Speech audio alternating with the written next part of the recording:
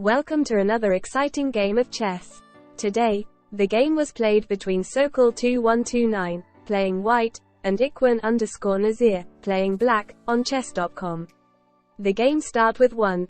e4 e5, white opens the game with the king's pawn, and black responds with the same move.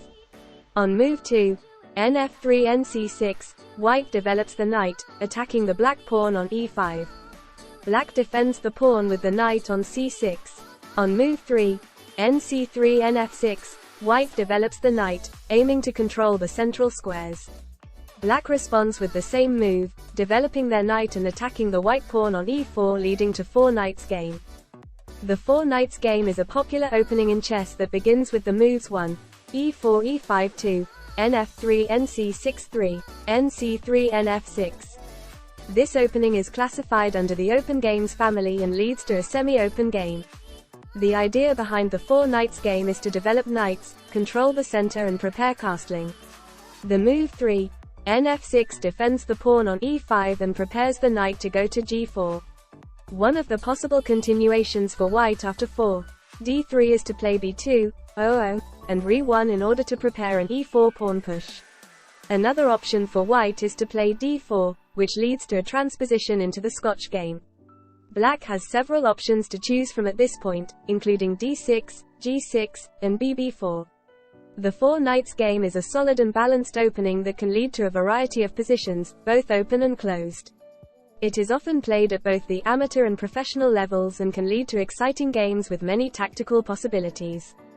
Continue to the game with move 4, d3 b flat 4, white retreats the bishop, aiming to avoid any potential pins. Black develops the bishop, attacking the white knight on c3. Move 5, bg5 h6, white moves the bishop to g5, pinning the knight on f6. Black plays h6, forcing the bishop to move. Move 6, bxf6 qxf6, white exchanges the bishop for the knight, and black recaptures with the queen, aiming to control the center and prepare for castling. Move 7, a3 bx c3 and black exchange the bishop with the knight on c3. Move 8, bx c3 white captures the black bishop, and black recaptures with the pawn. Both sides castle their kings, completing the development phase of the game. 9, g3 d6, white advances the g-pawn, aiming to control the f4 square. Black responds by advancing their own pawn, aiming to control the central squares. 10, bh3 bxh3, white sacrifices the bishop, and black captures it with the bishop on h3, what a waste move from white. From this point ahead, white start make blunder and black takes this opportunities to lead the game. 11, qd2 bg2, white moves the queen to d2, planning for castling on queen side. Black start double attacking the rook and the knight on h1 and f3 and makes the game more complicated for white to play. 12, rb1 qxf3, white moves the rook to b1, aiming to control the b-file. Black plays qxf3, attacking the white rook on b1 with the bishop.